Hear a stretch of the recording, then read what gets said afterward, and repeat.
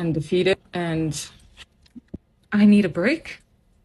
And thinking about like, oh my God, am I not gonna get this break? Oh, what do I do? I'm drained. I'm mentally exhausted. I'm just tired. What's going on with y'all, man? Welcome back to Yells 101 TV.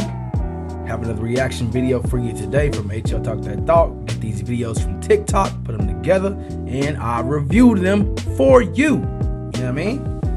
Alright, well, with that being said, hey man, if you like the content, subscribe to the channel, hit the like for the algorithm, comment. Love having the dialogue with you. And if you do subscribe, hit the notification bell.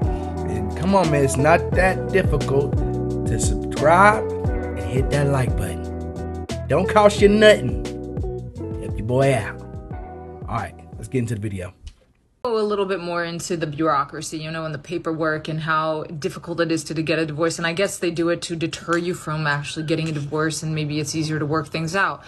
At the end of the day, we're animals. Are animals with each other for the rest of their lives? Like, is there like one lion and another lion, and they mate and they are a family for the rest of their lives? Or does the lion go, and they have different partners?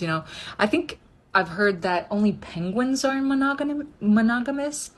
So it just makes me think like it shouldn't be so freaking difficult to get a divorce. It really shouldn't. I think it goes against. And this right here is why you should not get married these days. I'm sorry. You shouldn't get married. This is the logical of these women's thinking. Do you want us to take it back to the animalistic way of living? I don't think you want men to take it back to the animalistic way of living. I don't think you want that. So please don't use that analogy at all. And actually, when the male lion and his brother or his person or his other lion mate that they created a coalition with to go take over a pride together, yes, it's just them two and all the rest of the women. So yes, it is. Unless another male lion comes in and dethrones them. So do you want us to be like that? Okay, you're with your husband, you love him, you think you like him. He's a wimp. So this big old dude can come through and just knock him out and take you from him.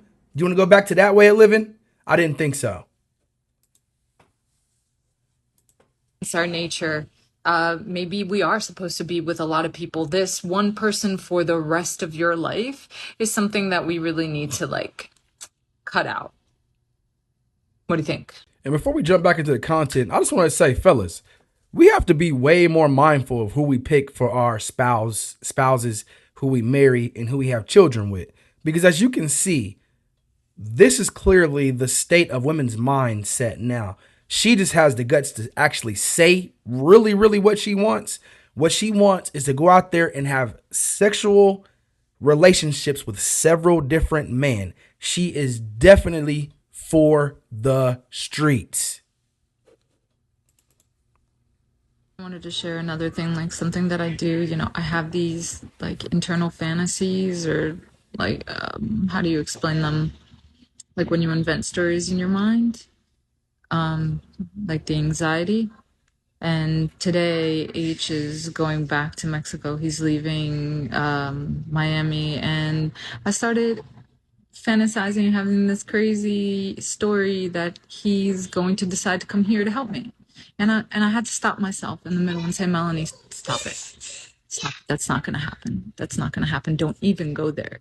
Because then what happens, and this is one of the faults in my relationship, is those fantasies, I start feeling those feelings and I bring them into like real life. And I feel the resentment towards him because of my fantasy.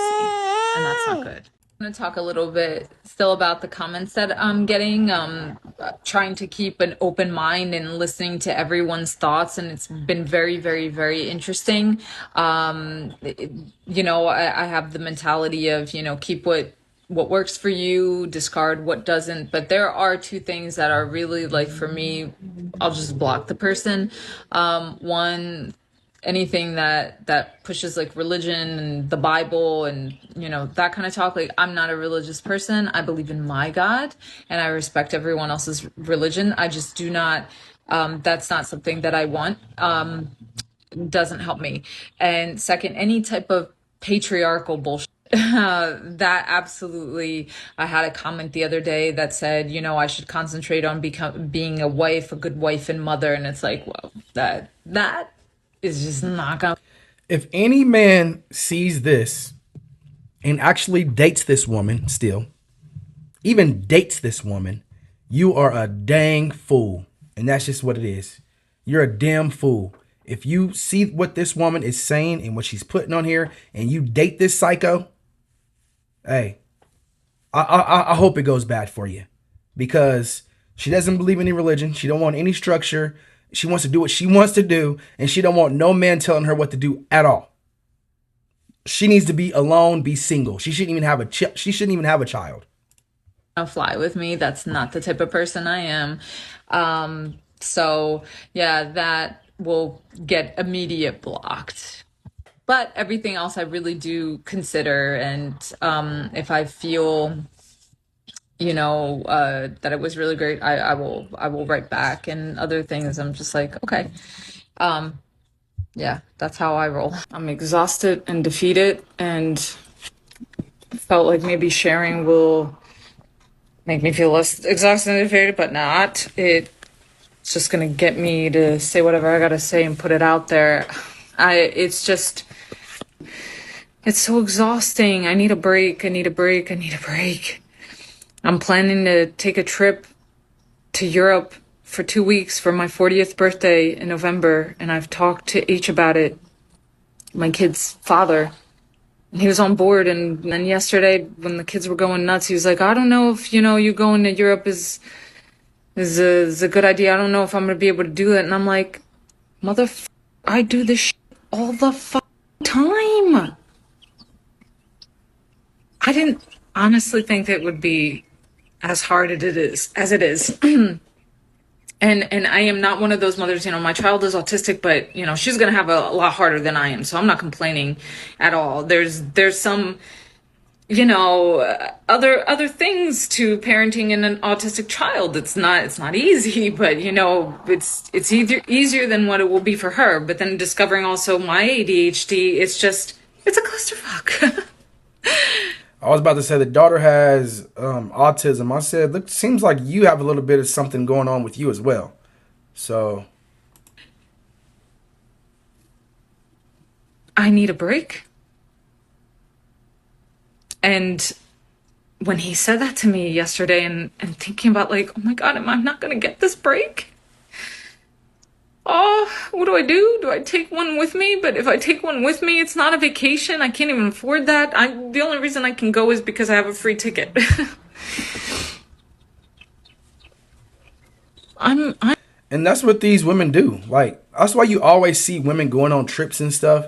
These trips, most of the trips, they can't even afford. They're going into debt, or they're spending money that they shouldn't be spending on going on these trips. Only reason she's going because the ticket's free. That means you don't need to be going to Europe. You have other priorities that you probably need to focus on. I'm drained. I'm mentally exhausted, and now I have to flip the switch and start working because at 12 o'clock I have to go pick my son up and then put him down for a nap, make food, and get in as much work as I can for the rest of the day. I started this TikTok as a way for me to get out all my feelings about getting a divorce and being divorced, and the new relationship with my ex as a co-parent and whatnot. And I've spent a lot of time on here venting about my frustrations with H, my ex. But this is a completely different post because this is one giving him major props. So yesterday I woke up with an excruciating headache at like before 5 a.m. And my son was nursing, and it was just like all over here. It was a very particular headache. Usually when it's like that, it's because I'm dehydrated.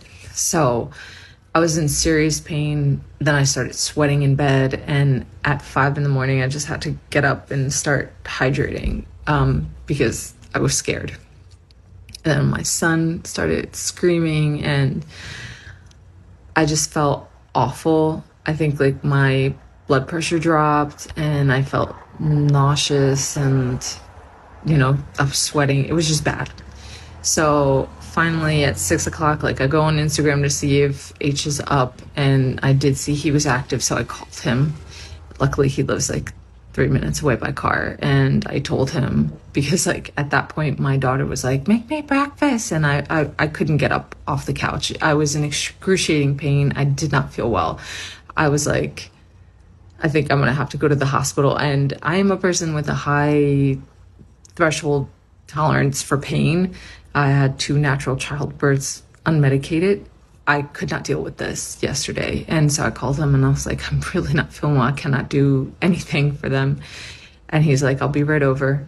And he came and he saw my face. He was like, Ori, I thought you may have been exaggerating, but he saw how pale I was and he made me a chocolate milk and he's like, drink this, let's bring your blood sugar up, whatnot. And then I went back to bed. I laid down, I closed my eyes, slept for a little bit, and he was just coming. He's like, so what should I prepare? Our son's like, what should I make him for lunch? And I told him, and he made them breakfast. See, because this is a husband. She decided to leave the marriage and break it all up. You wouldn't be going through this stress if you didn't leave H, your ex-husband. It just doesn't make sense, bro. It's like he took care of it and he had my back. He really did. I felt horrible, and he just came in, he dealt with the kids, he got them dressed, ready for school, daycare, and he took our son to daycare. And it was a huge relief. Like he really, really was my team player, and I really appreciated his help. See, and that's the issue there.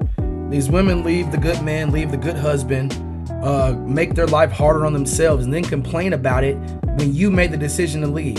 If y'all were still together, y'all'd be in the same bed together. You could have easily poked him, hey, something's wrong, something's going on. He would have got up and did the same exact thing for you.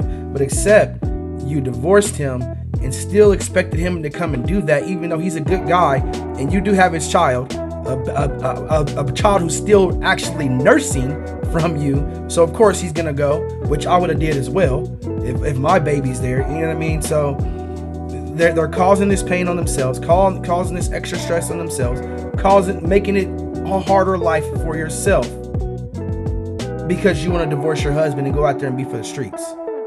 But them other dudes are just getting to play with you, getting to have fun with you, having a fun time with you. They don't have to deal with none of that. H had to come and save the day. And that's what it typically is. Women want to divorce you and they still want you to be there to be what they need you to be when they need you. And this is crazy to me. But with that being said, it's the end of the video. If you like the content, hit the subscribe button. Like the video for the algorithm. Comment, hit the notification bell if you do subscribe so you know when I'm dropping the videos. And just like that, I'm out.